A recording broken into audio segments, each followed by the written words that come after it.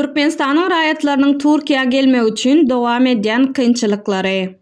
Yakynda çeşmämiz Türkmenistandan Türkiýe işlemek üçin gelen türkmen raýaty bilen söhbetdeş boldy. Howpsuzlyk sebäpli raýatyň maglumatlaryny görkezmeýäris. 3 ay mundan Türkiýe gelmek üçin gerekli resmi namalary toplap, Türkiýanyň viza merkezine tapşyrdym. Günler soňra maňa viza berdiler. Uçor petegini alyp howa menziline geldim. Elimde vizamyň bolmagyna garamazdan migrasiýa gullugy bir näçe goşmaça resmi nama talap edip gitmegime ruhsat vermedi. Men turist vizasy alypdym. Migrasiýa gullugyna näme üçin gidip barýarsyňyz diýen soragyna sewda etmäne barýaryn diýdim. Menden sewda üçin ygtyýarnamanyň, ýagny patentimiň bardygyny soradylar. Elimde ýokdy.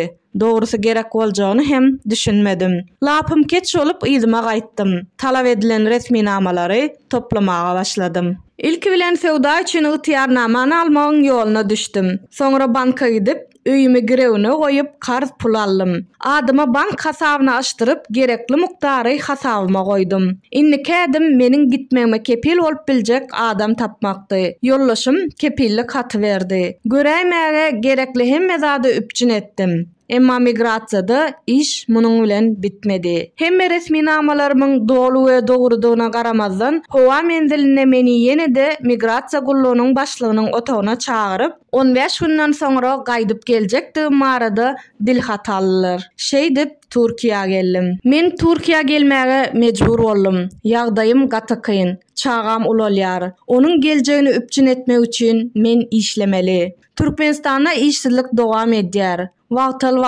bir sogony ikä bölüp, ýarsyna bugün, beýleki ýarsyna ertir nahar bişirýäris diýip, raýat gynançly ýagdaýda bize gürrüň berdi.